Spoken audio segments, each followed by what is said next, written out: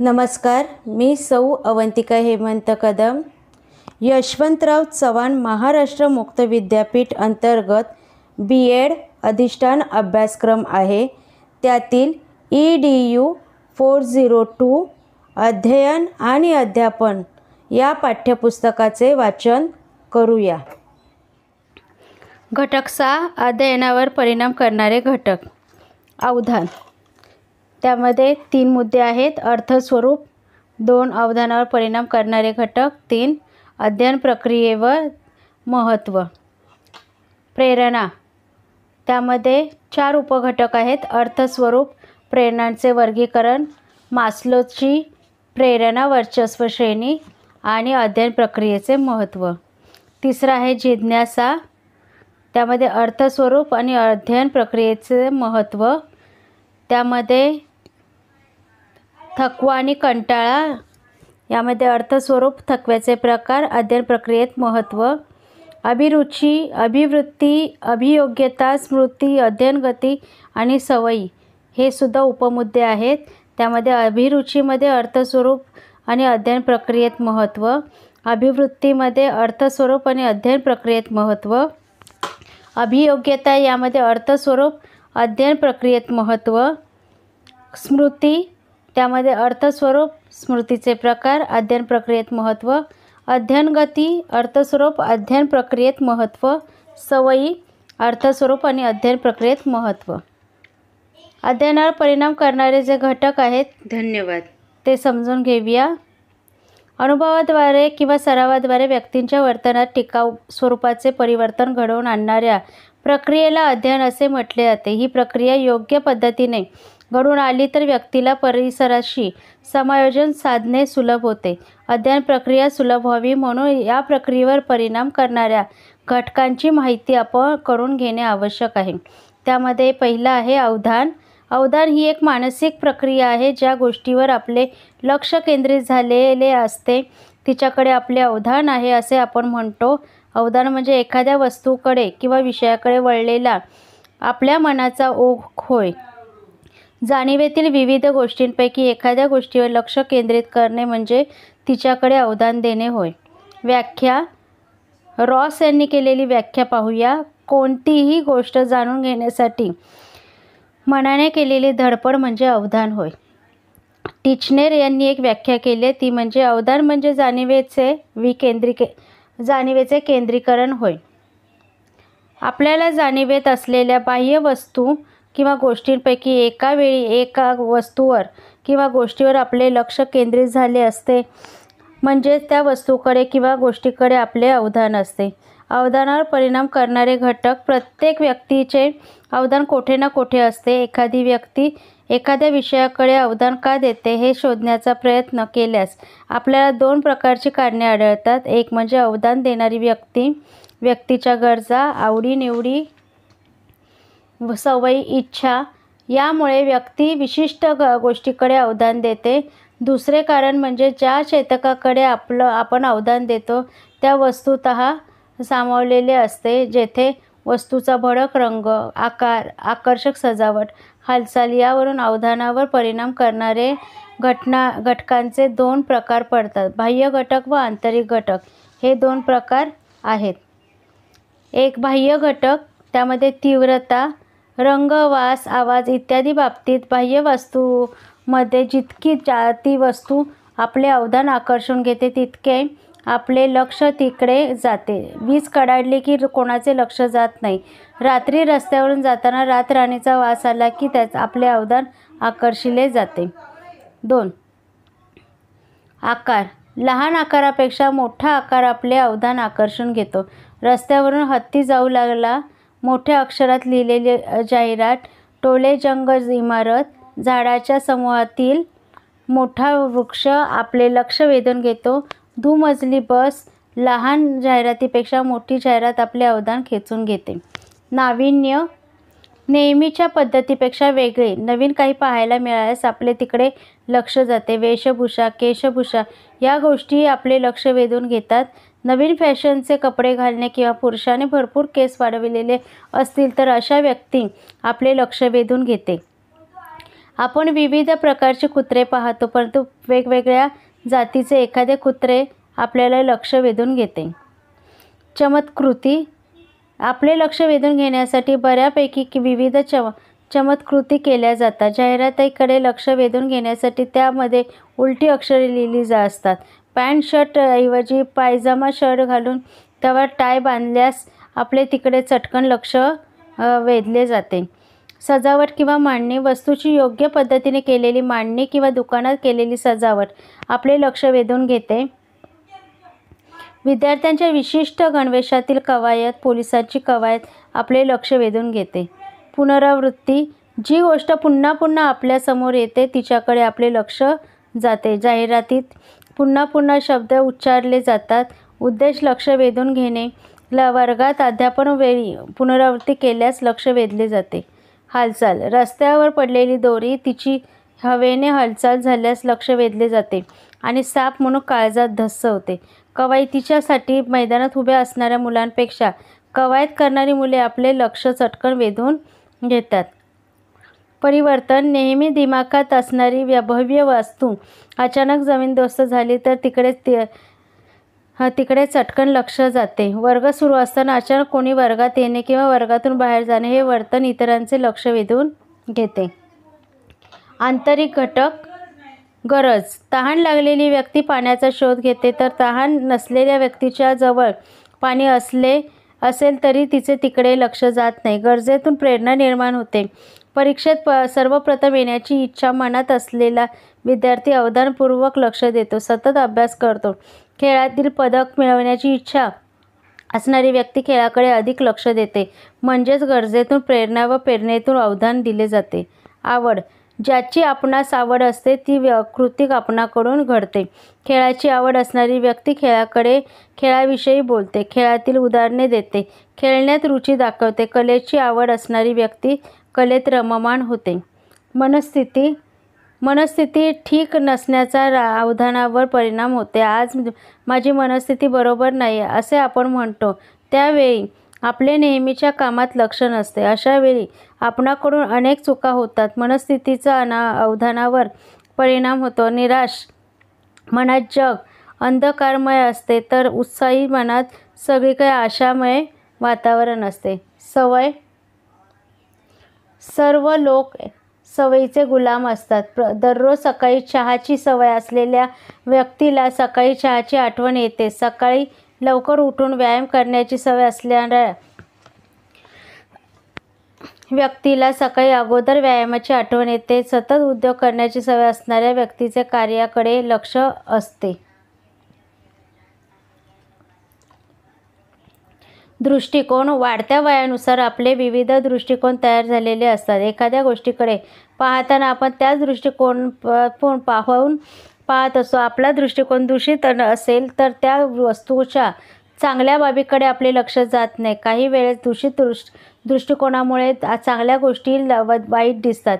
एखाद्या गोष्टीवर आपले अवधान कसे केंद्रित होईल हे आपल्याला दृष्टिकोनावरून अवलंबून येते.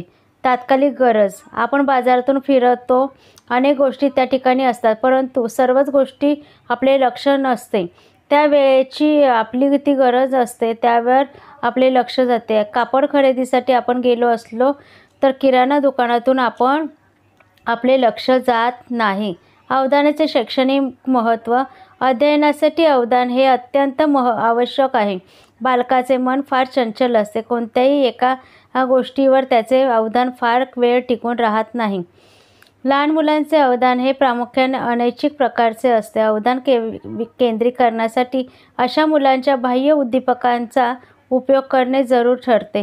तीव्रता, आकार, पुनरावृत्ती, नाविन्य इत्यादी गोष्टींचा या संदर्भात विचार करावा लागतो. बालक मंदिरात व प्राथमिक वर्गात निरनिराळ्या वस्तू विद्यार्थ्यांना दाखवणे व हाताळावयास देणे त्यांचे अवधान आकर्षून घेण्याच्या दृष्टीने आवश्यक ठरते. मुलांना कृती आवडते म्हणून कृतीद्वारा शिक्षण दिल्याने त्यांचे अवधान टिकून राहते. वाढत्या वयाबरोबरच अवधान निवडपूर्ण होते. आवडीचे विषय बदलतात. उच्च प्राथमिक वर्गातील मुलांना बडबड गीतांचे आकर्षण राहत नाही. प्राथमिक शाळेत हळूहळू अनैच्छिक अवधानाकडून ऐच्छिक अवधानाकडे वळले पाहिजे. हे पुस्तक वाचले तर तुला अर्थ समजेल. या गोष्टीचा अभ्यास केलास तर तू उत्तम रीतीने पास होशील. यासारख्या उपदेशांचा उपयोग करून आता मुलांचे अवधान विशिष्ट विषयाकडे वळवता येईल. स्पर्धा, सहकार, यशाची जाणीव यासारख्या प्रेरकांचा उपयोग केल्यास विद्यार्थ्यांचे अवधान आकर्षिले व टिकवले जाते. या ठिकाणी काही प्रश्न दिलेले आहेत. दुसरा मुद्दा आहे प्रेरणा. अर्थ. प्रेरणा ही अध्ययनावर परिणाम करणारा महत्त्वाचा घटक आहे. प्रेरणेमुळे व्यक्ती उद्दिष्टांच्या दिशेने जोरात प्रयत्न करते. जसे भूक लागल्यावर अन्न मिळवण्यासाठी प्रयत्न सुरू होतात, खेळात बक्षीस मिळवण्याची गरज मिळाल्यास तसा प्रयत्न व्यक्ती करू लागते. प्रतिक्रियांमधील जोश किंवा आवेश वाढविणारी स्थिती म्हणजे प्रेरणा. प्रेरणेचे वर्गीकरण. आंतरिक घटक. शारीरिक वजा. यामध्ये प्रामुख्याने भूक, तहान, उत्सर्जन, तापमान नियंत्रण, झोप, काम, प्रेरणा, मातृवात्सल्य यांचा समावेश होतो. व्यक्तिगत प्रेरणा. यामध्ये जिज्ञासा, हालचाल, प्रभुत्व, स्वसंरक्षण, आकांक्षा, जीवनध्येय यांचा समावेश होतो. सामाजिक प्रेरणा. यामध्ये मानसिक सुरक्षितता, आपुलकी, लैंगिक सहवास, वर्चस्व, मान्यता, प्रतिष्ठा, विजिगीषू प्रेरणा यांचा समावेश होतो. बाह्य घटक. यामध्ये प्रामुख्याने स्तुती, शब्दप्रहार, बक्षिसे, शिक्षा, यश, अपयश, स्पर्धा, सहकार, उद्दिष्टानुरूप अभ्यास, स्वयंप्रेरणा, अध्ययनाबद्दल तीव्र चिंता, मूल्ये, आदर्श, शिक्षणाचा आदर्श किंवा विविध कार्यक्रमातील सक्रिय सहभाग यांचा समावेश होतो. मास्लोची प्रेरणा वर्चस्व श्रेणी. माणसाच्या वर्तनासाठी विविध प्रकारच्या जैविक, मानसिक व सामाजिक प्रेरणा असतात, पण या सर्व प्रेरणा सारख्याच महत्त्वाच्या असतात का? एकाच वेळी अनेक गरजा उत्पन्न झाल्या तर प्राधान्याने कोणत्या गरजांची पूर्ती केली जाईल? या प्रश्नांची उत्तरे अब्राहम मास्लोच्या प्रेरणा वर्चस्व श्रेणीमध्ये मिळू शकते. या ठिकाणी आपल्याला एक चित्र दिलेलं आहे ज्याच्यामध्ये मास्लोची प्रेरणा वर्चस्व श्रेणी दिलेली आहे. त्यामध्ये खाली आहे शारीरिक गरज, सुरक्षितता विषयक गरजा, प्रेम, आपुलकी, आत्मसन्मान आणि आत्मप्रचिती. शारीरिक गरजा. अन्न, पाणी, झोप, हालचाल इत्यादी शारीरिक गरजा या मूलभूत गरजा आहेत. सुरक्षितता विषयक गरजा त्यानंतर येतात. शारीरिक त्रास किंवा दुखापतीपासून संरक्षण मिळविण्याची आणि बाह्य धोक्यांपासून स्वतःचा बचाव करण्याची प्रेरणा. प्रेम आणि आपुलकी. यामध्ये स्वीकृती, दखल, मान्यता, प्रेम या गरजा येतात. आत्मसन्मान. यामध्ये प्रतिष्ठा, विजिगीषू प्रेरणा, यश, संपादन इत्यादी प्रेरणा येतात. आत्मप्रचिती. यामध्ये स्वतःच्या सुप्त क्षमतांचा विचार साधण्याची गरज समाविष्ट आहे. मास्लोची वर्चस्व श्रेणी ही प्रेरणांच्या महत्त्वानुसार त्यांचा क्रम लावण्यासाठी उपयुक्त आहे आणि व्यक्तीच्या विकासाचे टप्पेसुद्धा या श्रेणीतून सूचित होतात. व्यक्तीच्या विकासामध्ये सर्वात खालच्या पातळीवरच्या गरजा या प्राथमिक होत. तान्ह्या बाळाचे जीवन शारीरिक गरजांच्या तृप्तीने व्यापलेले दिसते. त्यानंतर क्रमाक्रमाने इतर गरजांचा समावेश त्यांच्या आयुष्यक्रमामध्ये होत जातो. मूलभूत शारीरिक गरजांचे शमन झाल्याखेरीज उच्च प्रकारच्या गरजांकडे लक्ष पुरविणे शक्य होत नाही. सर्व शक्ती मूलभूत गरजांची तृप्ती करून घेण्याकडे एकवटलेल्या जातात. भूक, ताण, उत्सर्जन इत्यादी शारीरिक गरजा भागल्यानंतर स्वच्छता, आरोग्य इत्यादी सुरक्षितता विषयक गरजांकडे लक्ष जाते. त्यानंतर इतरांशी स्नेहसंबंध जोडण्याची इच्छा होते. इतरांकडून आपुलकी मिळाल्यानंतर प्रतिष्ठा व मानसन्मान मिळावेत, समाजात स्थान लाभावे या दृष्टीने प्रयत्न सुरू होतात. या श्रेणीचा कळस म्हणजे आत्मप्रचितीची प्रेरणा. स्वतःच्या सुप्त क्षमतांचा विकास साधण्याचा, पूर्णत्वाच्या शिखराकडे वाटचाल करण्याचा प्रयत्न या प्रेरणेमुळे होतो. शैक्षणिक महत्त्व. प्रेरणा ही आपल्या वर्तनाला चालना देणारी एक आंतरिक शक्ती आहे. म्हणून शाळेतील वातावरण प्रेरणादायी असले पाहिजे. शाळेतील उपक्रम वर्गातील अध्यापन, शिक्षक विद्यार्थी यांच्यातील संबंध, विद्यार्थ्यांचे वर्गातील स्थान, त्यांचे इतर मुलांबरोबरचे संबंध या सर्व गोष्टी प्रेरणादायी होऊ शकतात. यासाठी शिक्षकाने खालील गोष्टींचे पालन केले पाहिजे. 1. मुलामुलींमध्ये भेदभाव नको, कारण त्यामुळे त्यांच्यामध्ये असुरक्षिततेची भावना निर्माण होते. 2. विद्यार्थ्यांच्या चांगल्या कामाचे कौतुक करा. 3. आपल्यामध्ये काही उणिवा असल्या तरी त्यावर मात करून आपल्याला यश मिळू शकते हा विश्वास निर्माण करा. 4. आपल्या गुणांची कदर केली जाते. आपल्या हातून चूक झाली तरी ती दुरुस्त करण्याची संधी मिळून आपल्याला येथे सांभाळून घेतले जाते अशी सुरक्षिततेची जाणीव निर्माण करा. वर्गामध्ये आपल्याला स्थान आहे, आपण अगदीच नगण्य नाही असे त्याला वाटले पाहिजे. आपल्याजवळ काही वैशिष्ट्ये आहेत, त्यांचा आपण विकास साधू शकतो आणि असा अनुभव मुलांना शाळेमध्ये यावा. यामधूनच आत्मप्रचितीच्या दिशेने मुलांची वाटचाल होऊ लागते.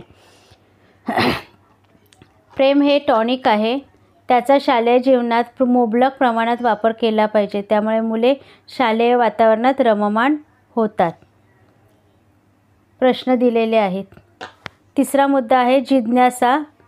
लहान मुलांमध्ये जिज्ञासा प्रवृत्ती अधिक असते. त्यांच्यामध्ये जिज्ञासेची शोध घेण्याची प्रेरणा तीव्र असते. आपल्याला सभोवतालच्या सर्व वस्तूंचे डोळ्यांनी निरीक्षण करणे, त्या हाताळून पाहणे, त्यांची चव व वास घेण्याचा प्रयत्न करणे व त्या फेकून आपटून मोडतोड करून पाहणे, भोवतालच्या वस्तूंविषयी व माणसांविषयी हजारो प्रश्न विचारून हैराण करून सोडणे, अशा प्रकारचे वर्तन बहुसंख्य मुलांच्या बाबतीत दिसून येते. जिज्ञासा ही प्रेरणा केवळ लहान वयातच दिसते असे नाही. प्रौढ व्यक्तींदेखील अनेक बाबतीत उत्सुकता दाखवतात. शेती, दळणवळण, वैद्यक इत्यादी क्षेत्रात मानवाने केलेली प्रगती जिज्ञासेचे प्रेरणेचे द्योतक आहे. पाणबुडीच्या साहाय्याने सागर तळाला आणि अवकाशयानाच्या साहाय्याने अंतराळाचा शोध घेण्यामागे हीच प्रेरणा आढळते. अन्य प्राण्यांमध्ये, विशेषतः माकडांमध्ये जिज्ञासा अधिक आढळते. बुद्धिमान व्यक्तीमध्ये जिज्ञासा अधिक प्रमाणात आढळते. शैक्षणिक महत्त्व.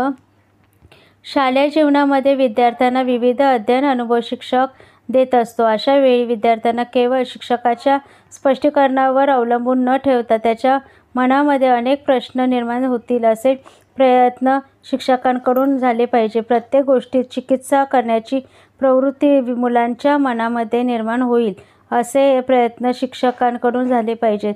लहान मुलांमध्ये जिज्ञासा प्रवृत्ती अधिक असते. या जिज्ञासू प्रवृत्तीला शिक्षकाने वाढीस लावले पाहिजे. शिक्षकांनी विद्यार्थ्यांच्या सर्व समस्यांचे निराकरण केले पाहिजे. त्यांचा उत्साह मारला जाणार नाही अशी काळजी घेतली पाहिजे.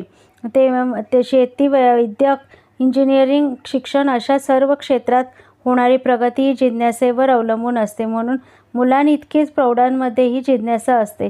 प्रत्येकजण आपापल्या पद्धतीने प्रश्नांची उत्तरे मिळवित असतो आणि आपले मन समाधान करून घेत असतो. याच मानवाच्या वृत्तीचा शिक्षकाने अध्यापनाच्या वेळी उपयोग करून घेतला पाहिजे.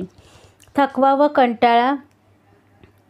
अध्ययन प्रक्रियेवर परिणाम करणारा महत्त्वाचा घटक म्हणजे थकवा व कंटाळा.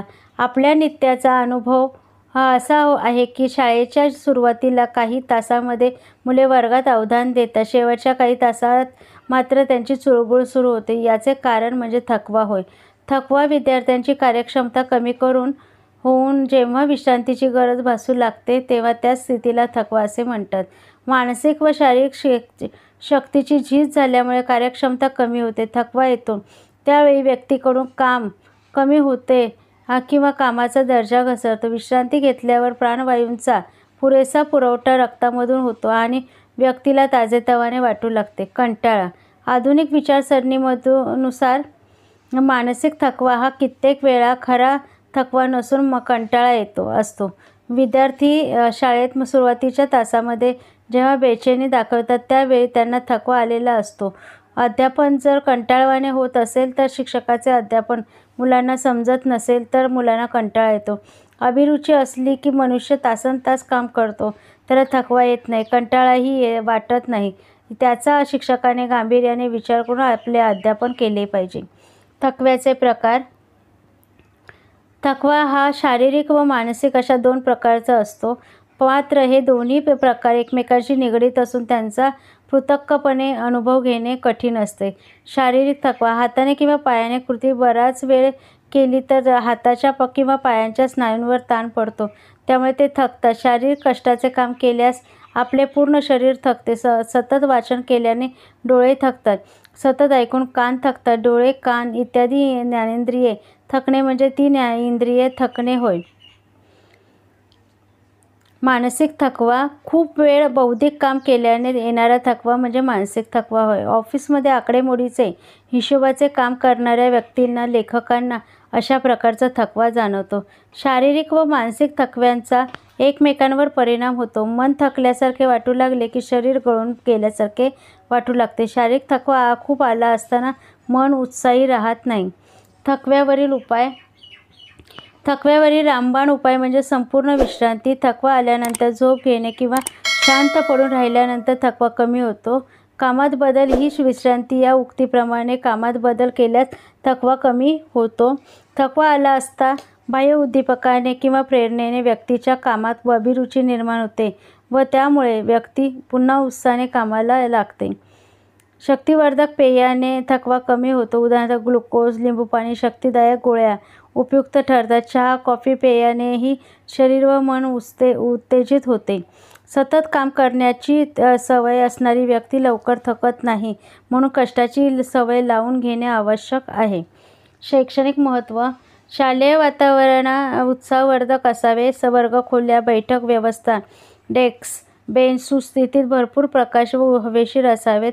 खूप वेळ काम केल्याने थकवा व कंटाळा येतो, त्या दृष्टीने शालेय कामकाजात निश्चित करावे. आवाक्याबाहेर कामाने विद्यार्थी लवकर थकतात, म्हणून विद्यार्थ्यांना दिले जाणारे शैक्षणिक कार्य स्वाध्याय आवाक्यातीलच असावे. गणित, व्याकरण, इंग्रजी यासारख्या विषयाने विद्यार्थी थकतात, तर चित्रकला, हस्तकला यासारख्या विषयाने लवकर कंटाळा येत नाही, म्हणून विषयाचे स्वरूप लक्षात घेऊन वेळापत्रकातील तासिका निश्चित कराव्या. अवघड विषय शेवटच्या तासिकेत ठेवू नये. तासिकेचा कालावधी विकासाच्या अवस्था लक्षात घेऊन ठरवावा. तसे 2-3 तासिकेनंतर लघु विश्रांती असावी, त्यामुळे थकवा कमी होतो. ज्या गोष्टीत अभिरुची असते तिने थकवा वा कंटाळा येत नाही, म्हणून योग्य पद्धतीने सहाय्याने विद्यार्थ्यांमध्ये अभिरुची निर्माण करावी. स्पर्धा व सुरस यामुळे आपण अधिक काम करतो. न कंटाळता जास्त अभ्यास करून घेण्याची अशा उपायांची योग्य वेळी उपाय करावा. प्रश्न दिलेले आहेत. पुढचा आहे अभिरुची. अभिरुची म्हणजे आवड. आवड किंवा अभिरुची या संज्ञेची नेमक्या शब्दात व्याख्या करणे अवघड आहे. ज्या गोष्टीकडे आपल्या मनाचा ओढ असतो, जिच्याबद्दल आपल्या मनात आस्था असते किंवा जी माणसाला मनापासून करावीशी वाटते तिला अभिरुची असे म्हणतात. आपल्याला ज्या गोष्टी आवडत नाहीत किंवा ज्यांच्याबद्दल आपल्या मनात अभिरुची नसते त्या आपण टाळण्याचा प्रयत्न करतो. ज्या गोष्टीकडे आपल्या मनात अभिरुची असते ती गोष्ट करताना आपल्याला सुखद अनुभव येतो. शास्त्रीय संगीताची आवड असणारी व्यक्ती रात्रभर जागून संगीत ऐकते. ऐकत असताना तन्मय होऊन जाते. राजकारणाची आवड असणारी व्यक्ती राजकारणाकडे आकृष्ट होते. अर्थात ज्या विषयांबद्दल आपल्या मनात अभिरुची असते तो विषय आपले अवधान आकर्षून घेतो. अभिरुची असेल तर त्या विषयाकडे आपले अवधान वळतेच. जेथे अभिरुची तेथे अवधान. तसेच म्हणून अभिरुची ही अवधानाची जननी होय असे देखील म्हटले जाते. समाजातील विविध व्यक्ती वर्तमानपत्र वाचत असतात. या वर्तमानपत्र अवधानाची जननी होय असे देखील म्हटले आहे. समाजातील विविध व्यक्ती वर्तमानपत्रात वाचत असतात. या वर्तमानपत्रात विविध प्रकारचा मजकूर असतो. या मजकुरांपैकी कोणत्या मजकुराकडे कोणाचे लक्ष कसे जाते ते पहा. खेळाची आवड असणारी व्यक्ती क्रीडा वृत्ताचे पान प्रथमतः वाचेल. राजकारणी व्यक्ती राजकीय बातम्या प्रथम वाचेल. साहित्यिक व्यक्ती टीकात्मक अभिरुचीतील भिन्नता होय. अभिरुचीच्या बाबतीत खूप व्यक्तिभेद आहेत. कोणत्याही वर्गातील सर्व मुलांना एकच विषय तितकाच आवडेल असे नाही. विशिष्ट गोष्टीच्या बाबतीत आपल्या मनात मुळातच अभिरुची असते असे कारण आपल्या मनाचा नैसर्गिक कल असू शकतो, पण अनेक गोष्टींबद्दलची आपली अभिरुची ही संपादित असते. जी गोष्ट आपण सतत वा वारंवार करतो व जिच्यामुळे आपल्याला सुखद अनुभव येतात तिच्याबद्दल आपल्या मनात अभिरुची निर्माण होते. शैक्षणिक महत्त्व. अध्ययनामध्ये अभिरुचीला महत्त्वाचे स्थान आहे. गणित विषयाची आवड असणारी मुले गणिताचा अभ्यास मन लावून करतात आणि त्यात प्रावीण्यही संपादित करतात. पण ज्या विद्यार्थ्यांना या विषयाची आवड नसते ते त्याकडे लक्ष देत नाही. त्यामुळे त्यांचा तो विषय कच्चा राहतो. शालेय विषय व कार्यक्रमाबाबत मुलांच्या मनात अभिरुची निर्माण करावी लागते. प्रत्यक्ष वस्तू, प्रतिकृती, चित्रे, नकाशा, तक्ते, चित्रदीप, ध्वनिमुद्रिका यासारख्या शैक्षणिक साधनांचा वापर अभिरुची निर्माण करण्यास उपयुक्त ठरतो. विद्यार्थ्यांच्या विकासाच्या अवस्था व त्यांच्या आवडीनिवडी लक्षात घेऊन योग्य अध्यापन पद्धतीचा उपयोग केला तर त्यांना अध्ययनात गोडी वाटू लागते. शिक्षक असताना विद्यार्थ्यांना जितके सुखद अनुभव येतील तितके ते अध्ययनाकडे आकृष्ट होतील. प्रशंसा, यश, प्रगती सुखदायी आहेत या संदर्भात लक्षात ठेवावे. परिणामकारक अध्यापन करणाऱ्या शिक्षकांच्या विषयाबद्दल विद्यार्थ्यांच्या मनात अभिरुची निर्माण होते. विद्यार्थ्यांच्या मनात अभिरुची निर्माण झाली की ते विद्यार्थी त्या विषयाच्या अनुषंगाने अवांतर वाचन, चर्चा, प्रश्न विचारणे, लेख लिहिणे, वस्तूंचा संग्रह करणे इत्यादी गोष्टी विद्यार्थी स्वेच्छेने करतात आणि अभिरुची निर्माण करणे हे शिक्षणाचे एक महत्त्वाचे उद्दिष्ट असले पाहिजे. प्रश्न पहा.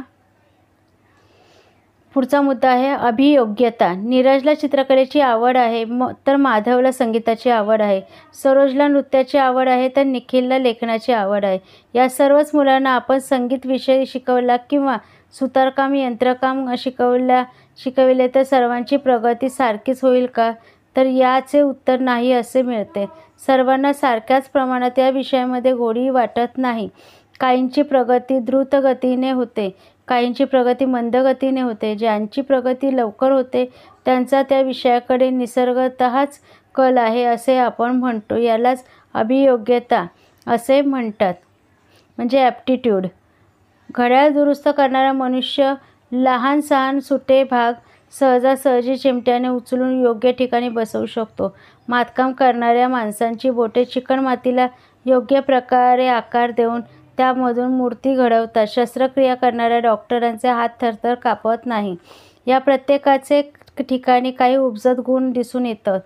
या उपजत गुणांचा विकास प्रशिक्षणामुळे किंवा सरावामुळे झालेला असतो. उपजत गुण नसतील तर नुसत्या सरावाचा फारसा फायदा होत नाही. त्याचप्रमाणे उपजत गुण असूनही जे पुरेसे शिक्षण दिले नाही तर मूलभूत गुणांचा विकास होणार नाही.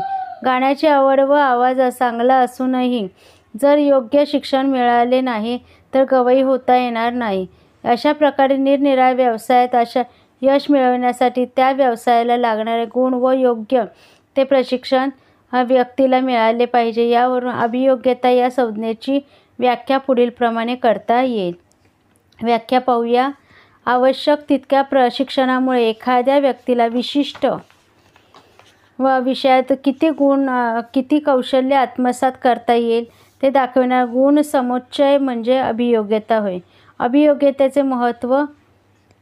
अभियोग्यतेच्या संदर्भात अनुवंश व परिस्थिती या दोनचा विचार करावा लागतो. काही कौशल्यांकरिता अनुवंशिक गुण अधिक महत्त्वाचे असतात तर काही कौशल्यांसाठी परिस्थिती हा घटक महत्त्वाचा आहे. गोड आवाज, स्वरामधील फरक ओळखण्याची क्षमता इत्यादी जन्मजात गुण संगीत या विषयातील प्रावीण्यासाठी आवश्यक आहे. हे गुण नसतील तर केवळ प्रशिक्षण देऊन उत्कृष्ट गवई निर्माण करता येणार नाही. वकील, शिक्षक, डॉक्टर या व्यवसायामध्ये व्यक्तींच्या ठिकाणी आवश्यक ती बुद्धिमत्ता असेल तर व्यवसायांना लागणारे गुण अनुकूल परिस्थितीमुळे निर्माण होऊ शकतील. संगीतामधील प्रावीण्य जितके जन्मजात देणगीवर अवलंबून आहे तितक्या प्रमाणात वकिली किंवा शिक्षकी पेशातील प्रावीण्य जन्मजात गुणावर अवलंबून राहत नाही. या व्यवसायासाठी इष्ट असे गुण प्रशिक्षकामुळे निर्माण करता येतात. व्यक्तीच्या ठिकाणी असणारे विविध गुणविशेष सारख्याच प्रमाणात दिसून येत नाही. एखाद्याला यांत्रिक कामामध्ये विशेष गती असते पण त्याला भाषाविषयक कामामध्ये विशेष गोडी नसते. दुसऱ्या एखाद्या लेखन, वाचन इत्यादी संबंधी कामामध्ये विशेष गती आहे पण त्याला चित्रकला गायन मध्ये विशेष प्रगती करता येत नाही. त्या म्हणजे एकाच व्यक्तीमध्ये गुण समुच्चय सारखे नसतात. यासारख्या परिस्थितीचा विद्यार्थ्यांच्या अध्ययनावर परिणाम होतो. अभिवृत्ती म्हणजे ॲटिट्यूड. अभिवृत्ती म्हणजे स्थिर झालेली मनस्थिती. पूर्वीचा अनुभव लक्षात घेऊन त्यानुसार विशिष्ट उद्दीपकाला ठराविक प्रकारे प्रतिक्रिया देण्याची प्रवृत्ती व्यक्तीमध्ये असते. व्यक्तीच्या अनुभवातून अभिवृत्ती निर्माण होत असल्यामुळे ती व्यक्तिनिष्ठ असते. उद्दीपक एकच असला तरी त्या वेगवेगळ्या अभिवृत्तीमुळे दोन व्यक्तींची प्रतिक्रिया भिन्न प्रकारची असू शकते. वर्ग शिक्षिकेकडून स्वातीचे कौतुक होते, त्यामुळे तिची बाईबद्दलची अभिवृत्ती होकारात्मक असणार. उलट मीनाला बाई कमी लेखतात, आपल्याकडे दुर्लक्ष करतात असे तिला वाटते. साहजिकच तिच्या बाईबद्दलची अभिवृत्ती नकारात्मक असणार. म्हणजेच या दोघी बाईंशी वेगवेगळ्या पद्धतीने वागतील. एखाद्या व्यक्तीची भेट झाली की आनंद वाटतो, तर दुसऱ्या व्यक्तीचे पुन्हा तोंड पाहू नये असे वाटते.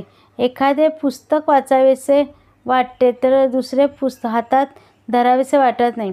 अनुभवाच्या या भावनिक पैलूमधून अभिवृत्ती एखादा तयार होतात आणि माणसाचे वर्तनाचे नियंत्रण करतात.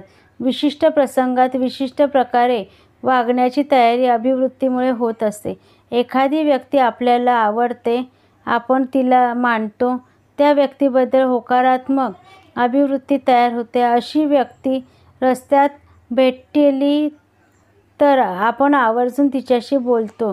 उलट दुसऱ्या एखाद्या व्यक्तीच्या संबंधातून कटू अनुभव आला असेल तर नकारात्मक अभिवृत्ती तयार होते. त्या व्यक्तीला भेटण्याची टाळाटाळ केली जाते, तिच्याशी आपण तुटकपणे वागतो. अभिवृत्तीमुळे वर्तनाला विशिष्ट वळण लागते. संगीत, चित्रकला, नृत्य, खेळ इत्यादी संबंधी आपले काही अनुकूल किंवा प्रतिकूल ग्रह असतील तर त्या दृष्टीने आपण वेळोवेळी या गोष्टीकडे पाहतो.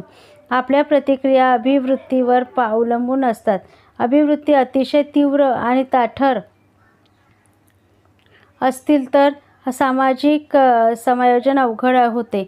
वैज्ञानिक दृष्टिकोनाला त्या मारक ठरतात. सामाजिक सुधारणा मंद गतीने होतात, कारण रूढीप्रिय माणसे आपल्या विशिष्ट दृष्टिकोन सोडायला तयार होत नाही. वरील सर्व पार्श्वभूमी पाहता आपण आणि विद्यार्थ्यांच्या मनस्थितीचा विचार करता होकारात्मक अभिवृत्ती व नकारात्मक अभिवृत्ती विद्यार्थ्यांच्या अध्ययनावर निश्चित परिणाम होतो.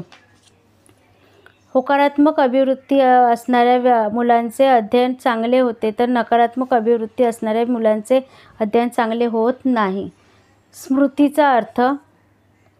एखादा पूर्वानुभव आठवणे म्हणजे स्मरण, असा स्मृतीचा अर्थ आपल्याला सांगता येईल. जीवनामध्ये अनेक अनुभव घेत असतो. त्या अनुभवांचा संस्कार आपल्या मनावर उमटवत असतो. हा संस्कार जपून ठेवला जातो आणि पुढे हाच अनुभव आपणाला आठवतो. यालाच आपण अनुभवाचे पुनरुज्जीवन असे म्हणतो. जुने संस्कार आपणाला आठवणे म्हणजे स्मरण होणे. अर्थात जुने संस्कार आपणास आठवण्यासाठी पूर्वी कधीतरी तो अनुभव घेतलेला असावा लागतो. स्मृती हा संकीर्ण स्वरूपाचा मनोव्यापार आहे. हा मनोव्यापार अनेक टप्प्यातून होत असतो. त्यामध्ये प्रामुख्याने ग्रहण, धारण, संस्मरण, ओळखणे असे हे टप्पे असतात. स्मृतीच्या व्याख्या. स्काउट यांनी केलेली व्याख्या समजून घेऊया. गतानुभवाचे पुनरुज्जीवन म्हणजे स्मृती. स्काउटच्या मते पुनरुज्जीवन पूर्वीप्रमाणे जसेच्या तसे झाले पाहिजे. एडगले यांनी जी व्याख्या केली आहे ती स्मृती म्हणजे धारणाशक्ती. रॉस यांच्या मते स्मृती म्हणजे नवा अनुभव आणि वूडवर्थ यांच्या मते मनावर घडलेल्या संस्काराचा प्रत्यक्ष उपयोग म्हणजे स्मृती होय. स्मृतीचे स्वरूप. स्मरण ही एक प्रक्रिया आहे. कोणतीही व्यक्ती तिने अनुभवलेल्या गोष्टीच आठवू शकते. जे कधी पाहिले नाही किंवा ऐकले नाही ते आठवण्याचा प्रश्नच उद्भवत नाही. म्हणून आठवता येण्यासाठी प्रथम अनुभव घेणे आवश्यक आहे. एखादा अनुभव आपण घेतो तेव्हा त्यांचे संस्कार मनावर होतात. मन पटल्यावर तो अनुभव कोरला जातो किंवा त्या अनुभवाचे ठसे मनावर उमटतात. याला अनुभवाचे संस्करण किंवा ग्रहण असे म्हटले जाते. जो अनुभव आपण घेतो आणि त्यांचे मनावर ठसे उमटतात तो मनात साठविला नाही तर आपण आठवू शकणार नाही. मनात अनुभवाचे होणारे जतन म्हणजे संग्रह किंवा स्मरण होय. ज्या अनुभवांचे संस्करण व संग्रहण झाले आहे त्या अनुभवाचे आपण आवश्यकतेनुसार हवे तेव्हा पुनरुज्जीवन करतो. अनुभवाचे पुनरुज्जीवन म्हणजे संस्मरण किंवा प्रत्यावाहन होय. काही वेळा पाहिलेली वस्तू पुन्हा समोर येते व तेव्हा पूर्वी पाहिलेली वस्तू ती हीच अशी आपणास ओळख पटते. पूर्वानुभवाच्या ओळख पटण्याच्या या प्रकारास प्रत्याभिज्ञान असे म्हणतात. स्मृतीचे प्रकार 4 आहेत. तात्कालिक स्मृती, दीर्घकालीन स्मृती, यांत्रिक आणि तार्किक स्मृती. तात्कालिक स्मृती म्हणजे एखादा अनुभव घेतल्याबरोबर तो आठवणे आणि तात्कालिक स्मृती होय. एखाद्या व्यक्तीस कविता, उतारा किंवा अन्य गोष्टी पाठांतर करण्यास सांगितले आणि पाठांतर संपताच पाठ केलेले त्याला किती आठवते पाहिले तर त्याला जे व जितके आठवेल ती त्याची तात्कालिक स्मृती होय. दीर्घकालीन स्मृती, एखादा अनुभव घेतल्यानंतर मध्यंतरी काही काळ गेल्यावर ते आठवणे याला दीर्घकालीन स्मृती म्हणतात. 10 वर्षापूर्वी पाठांतर केलेला कवितेचा एखादा चरण व्यक्ती आठवीत असेल तर ती दीर्घकालीन स्मृती ठरेल. पाठांतर आणि आठवणे यामध्ये कालावधी जितका जास्त तितकी ती स्मृती दीर्घकालीन ठरते. काही गोष्टींची स्मृती मर्यादित काळात राहते तर काही गोष्टी कित्येक दिवस किंवा आयुष्यभर आपल्या स्मरणात राहतात. असा आपला प्रत्येकाचाच अनुभव असतो. यांत्रिक स्मृती, ज्यावेळी आपण एखादे अध्ययन समजून न घेता केवळ त्यांची आवर्तने करतो व या अनेक आवर्तनामुळे आपल्याला अपेक्षित असा अध्ययन विषय पाठ होतो अशा स्मृतीला यांत्रिक स्मृती असे म्हणतात. लहान मुलांची बडबड गीते किंवा गणित समजून न घेता पाठांतराने उतरवून काढतो ही यांत्रिक स्मृती असते. शालेय जीवनात याही स्मृतीचा चांगला उपयोग होतो. उदाहरणार्थ गणितातील पाढे, विज्ञानातील संज्ञा, मूलद्रव्ये, इतिहासातील सनावळ्या, इंग्रजीमध्ये शब्दांचे स्पेलिंग यामध्ये या स्मृतीचा चांगला उपयोग होतो. 4 आहे तार्किक स्मृती, ज्यावेळी एखाद्या विषयाचे अध्ययन करताना पाठ्यवस्तूतील परस्पर संबंध, कार्यकारण संबंध इत्यादी बाबी लक्षात घेऊन अध्ययन केले व कालांतराने त्यांचे स्मरण केले तर अशा स्मृतीला तार्किक स्मृती म्हणतात. उदाहरणार्थ भूगोलात भूपृष्ठ रचना व त्यांचा मानवी जीवनावर होणारा परिणाम, गणितातील मूलभूत संकल्पना, विज्ञानातील विविध घटना व त्यांची कारणे इत्यादी बाबी व्यवस्थित समजावून घेऊन पाठ कराव्या लागतात. चांगल्या स्मृतीसाठी उपाययोजना, स्मरण प्रक्रियेत अवधानाला फार महत्त्व आहे म्हणून शिकावयाच्या गोष्टीकडे मुलांचे अवधान वेधून घेणे आवश्यक असते. अभिरुचीवर अवधान अवलंबून असते म्हणून ज्या गोष्टी मुलांना आवडतात त्याकडे त्यांचे अवधान जाते. साहजिकच अध्ययन होऊन दीर्घकाळ स्मरण राहते. चांगले अध्ययन होण्यासाठी शिकण्याची इच्छा असणे आवश्यक असते. मुलांची शिकण्याची तीव्र इच्छा असेल तर अध्ययन विषय चांगला स्मरणात राहतो. पाठांतराने किंवा अनुभवलेल्या गोष्टींची उजळणी किंवा शक्य तेथे मानस प्रतिमांच्या सहाय्याने मनातल्या मनात केली तर त्या गोष्टी लक्षात ठेवणे सुलभ होते. लय किंवा ताल धारणेस पोषण ठरतो. कवितेचे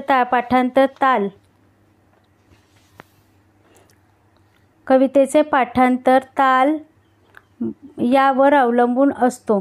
तसेच लयबद्धतेने ते केल्यास ते दीर्घकाळ स्मरणात राहते. म्हणजे कविता पाठांतर करता ताल आणि लयबद्धता लक्षात ठेवावी म्हणजे ते दीर्घकाळ स्मरणात राहते. एखादा उतारा किंवा कविता एकदम पाठ करण्यापेक्षा समध्यंतर पद्धतीने पाठ केल्यास स्मरणात चांगल्या प्रकारे राहते. अर्थहीन मजकुरापेक्षा अर्थपूर्ण मजकूर जास्त चांगला लक्षात राहतो म्हणून अध्ययन अर्थपूर्ण असणे आवश्यक असते. एकच गोष्ट पुन्हा पुन्हा अभ्यासल्याने ती पक्केपणे लक्षात राहते. पाठ केलेल्या गोष्टीचे मनन केल्याने धारणा पक्की होण्यास मदत होते. पठणानंतर विश्रांती घ्यावी. विश्रांती काळात स्मृतिचिन्हे दृढ होतात म्हणून पठणानंतर विश्रांती घेणे स्मरणाच्या दृष्टीने हितावह ठरते. येथे प्रश्न दिलेले आहेत, ते सरावाचे प्रश्न आहेत. पुढची कृती आहे अध्ययन गती. शारीरिकदृष्ट्या अपंगत्व नाही, परंतु बौद्धिकदृष्ट्या मात्र कमकुवत आहेत अशा विद्यार्थ्यांचा एक गट असतो. त्यांची आकलन क्षमता खूप कमी असते. सामान्य विद्यार्थी जी कामे सहज करू शकतात अशी कामे देखील करणे या विद्यार्थ्यांना अवघड जाते. वय जरी वाढले तरी भाषेचा पुरेसा विकास झालेला नसतो. अशा विद्यार्थ्यांच्या गटाला मतिमंद विद्यार्थी असे म्हणतात. विद्यार्थी बौद्धिक दृष्टीने सामान्य गटातील असतात, परंतु त्यांची शैक्षणिक प्रगती मात्र असमाधानकारक असते. एकच गोष्ट त्यांना वारंवार सांगावी लागते, त्यामुळे इतर विद्यार्थ्यांच्या तुलनेत ते मागे पडतात. असा विद्यार्थी गट गतिमंद म्हणून ओळखला जातो. त्यांची नवनवीन ज्ञान अवगत करण्याची गती कमी असते. मतिमंद आणि गतिमंद यांच्याहून संपूर्ण वेगळा गट म्हणजे प्रज्ञावंत विद्यार्थ्यांचा. या गटातील विद्यार्थी वर्गात हुशार विद्यार्थी म्हणून गणले जातात. नवीन संकल्पनांचे आकलन अशा विद्यार्थ्यांना पटकन होते. विद्यार्थीचे ग्रहण करण्याऐवजी समस्येचे निराकरण करणे, नवजीवन विचारात मांडणे अशा बाबतीतही या विद्यार्थ्यांचा हातखंडा असतो. त्यामुळे असे विद्यार्थी वर्गातील इतर विद्यार्थ्यांच्या पुढे असतात. मतिमंद मुलांची आकलन क्षमता. सामान्य गटातील मुलांची आकलन क्षमता व प्रज्ञावान मुलांची आकलन क्षमता या भिन्न भिन्न असतात. या मुलांच्या या भिन्न भिन्न आकलन क्षमतेला अध्ययन गती असे म्हणतात. अध्ययनाची मंद गती म्हणजे काय? काही विद्यार्थी एकपाठी असतात. त्यांचा अर्थ त्यांनी एकदा वाचले, एकदा ऐकले किंवा एकदा पाहिले तरी त्यांना त्या विषयाचे ज्ञान होते. या उलट काही विद्यार्थी असे असतात की त्यांना पुन्हा पुन्हा अनुभव द्यावा लागतो. अशा विद्यार्थ्यांना आपण गतिमंद विद्यार्थी असे म्हणतो. बौद्धिकदृष्ट्या या विद्यार्थ्यांमध्ये कोणतीही कमतरता नसते, फक्त त्यांच्या आकलनाची मंद गती असते. त्यांच्या मंद गतीमुळे ते इतर विद्यार्थ्यांच्या तुलनेत मागे पडतात. याचाच अध्ययनाची मंद गती असे म्हणतात. अध्ययन गती वाढवण्याच्या उपाययोजना.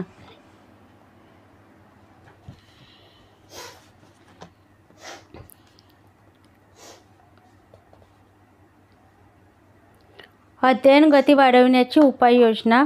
गतिमंदाच्या अध्यापनाच्या दृष्टीने महत्त्वाचे म्हणजे त्यांच्या मंदपणाची कारणे शोधणे.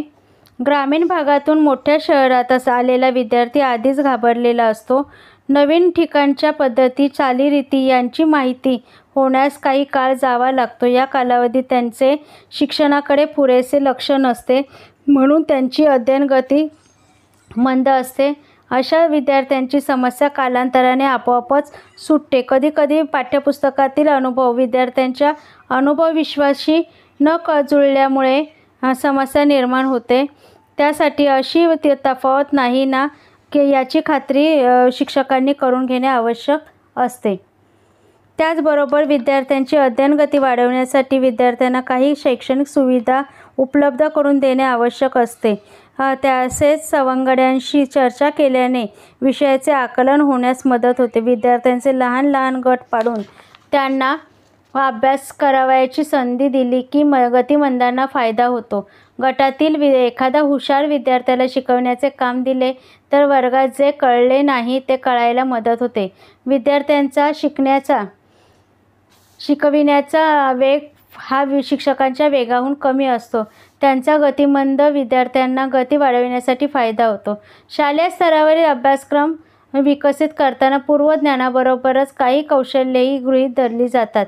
या कौशल्यांचा विकास झाला नसेल तर घटकाचे आकलन होणार नाही. उदाहरणार्थ, नकाशा वाचनासाठी चिन्हे व खुणा यांचे ज्ञान असणे आवश्यक असते, तरच नकाशा वाचन कौशल्य साध्य होऊ शकेल.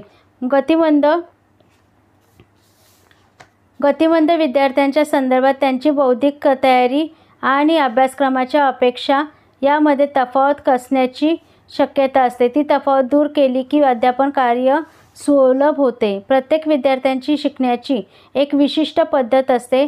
काही जण प्रत्यक्ष अनुभवातून चांगले शिकतात, काही जण प्रश्नोत्तराच्या मार्गाने चांगले शिकतात, काही जणांना वाचून चांगले समजते तर काहींना काही जणांना कुणीतरी टप्प्याटप्प्याने समजावून दिले तर चांगले कळते.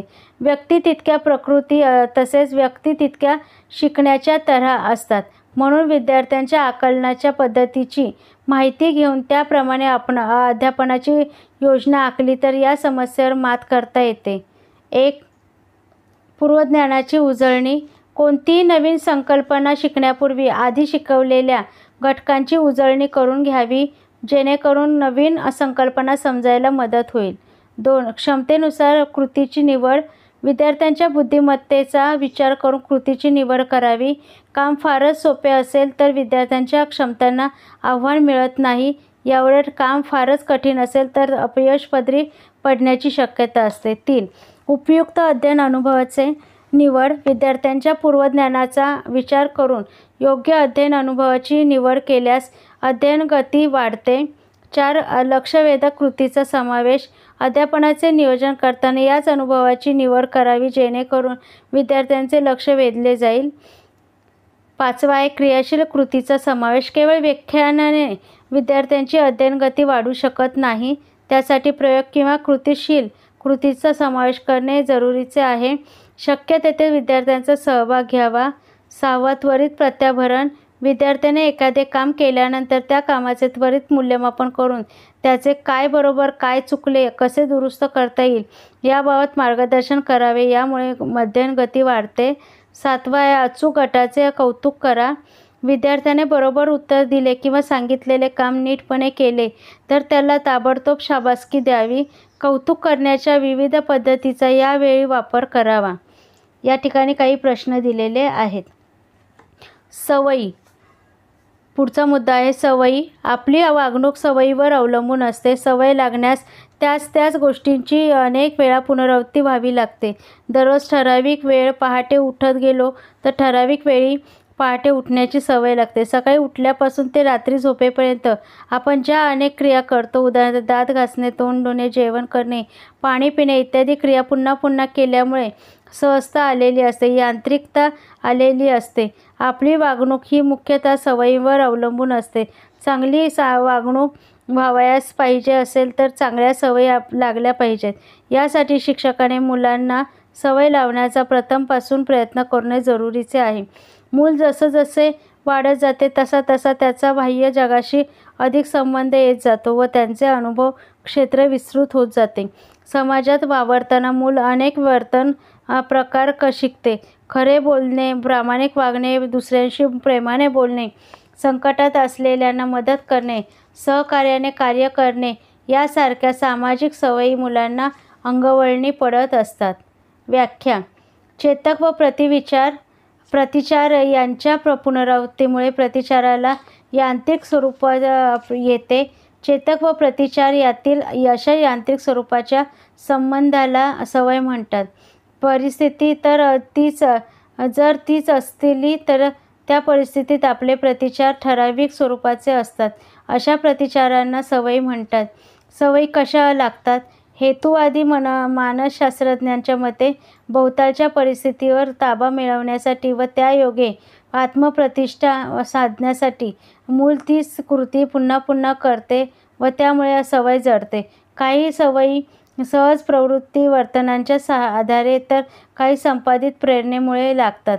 पावलाव या मानसशास्त्रज्ञाने कुत्र्यावर प्रयोग करून अन्न या नैसर्गिक चेतकामुळे निर्माण होणारी लाळ घटनेचा आवाज ऐकून निर्माण होते याला अभिसंधान म्हणतात. सवय अभिसंधानाद्वारे निर्माण होतात. एका अर्थाने सर्व शिक्षण म्हणजेच अभिसंधानच होय. सवयीचे फायदे. सवयी कर्तव्य प्रेरक असतात. वक्तशीरपणाची सवय असणारी व्यक्ती कामावर योग्य वेळी रुजू होते. सवय मानसिक शक्तीची बचत करतात. उदाहरणार्थ शारीरिक कामे करतानाही आपण विचार करू शकतो. सवयीमुळे त्रासदायक गोष्टी सुसह्य होतात. कष्ट करण्याची सवय असलेल्या व्यक्तीला थोडे जास्त कष्ट पडले तरी इतका त्रास होत नाही. सवयीमुळे काळजी कमी होते. नियमितपणे अभ्यास करण्याची सवय असणाऱ्या विद्यार्थ्यांना परीक्षेत पास होण्याची भीती वाटत नाही. शैक्षणिक महत्त्व.